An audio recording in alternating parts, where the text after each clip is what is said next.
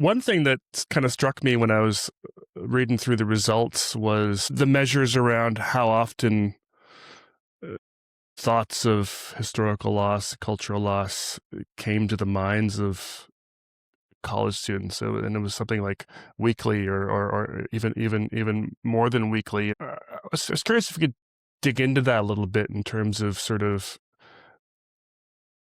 because that's pretty frequent.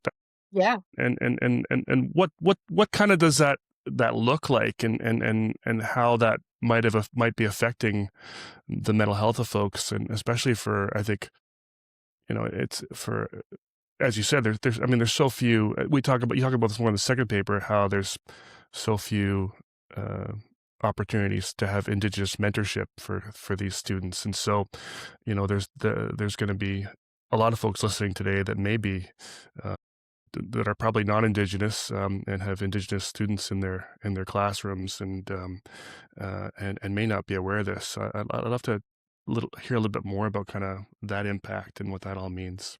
Hmm. Yeah. So the measure that we used of historical loss asked about, as you said, the frequency that you're thinking about this short list of losses, and Mm, there's probably more, right? There's 12 that they list, mm, and it's around loss of land, loss of relatives due to alcoholism, loss of mm, language, um, mm, these different reminders. And when I think about being on a college campus, and even in my own experience as an undergraduate, even the absence of Native perspectives being seen by other people, um, the names that we used in buildings. I went to mm, Dartmouth for undergrad, and they had, not even recently, I think in the 80s, they had moved away from having the Indians as their mascot. wow. But there was a huge movement on the campus, led by the conservative student newspaper, to continue to use the mascot.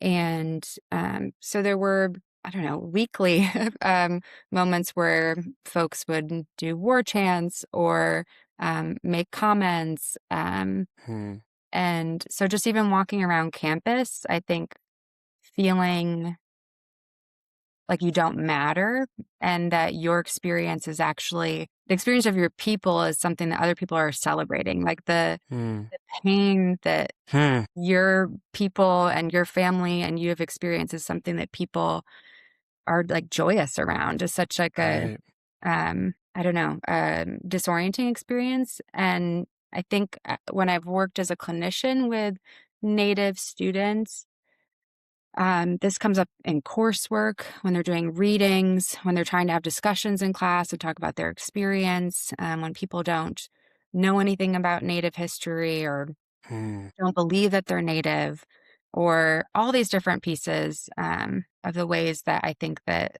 this affects Native student mental health. Yeah, that's profound. The idea of folks celebrating and finding joy in the trauma.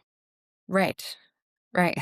Yeah. I was thinking about, and that's, you say, they kind of moved away from some of that in the 80s, but that's still quite common in a lot of these universities, the mascots. I know, what is it? I think is it Stephanie Freiberg? She does a lot of Mhm. research in Mhm. this sort of area around mascots, and it's still pervasive in a lot of these universities. Yes, right. And even if it has been moved away from in some ways, Mm, there's still these movements from folks who are really attached to the idea of maintaining it. So it's hmm. interesting, because I went to school in 2008. So it's been, I think, probably 20 plus years since the mascot was Yeah. official. Well, thinking about even if they've sort of moved away from those things, one thing that's quite common in a lot of these university hallways is old photos, old pennants, and so, those sort of go whatever, Indigenous name, might be in the title, will still be sort of literally lining the hallways for these folks, even if they've stopped using them. Right, right, It's wild. exactly. Wild.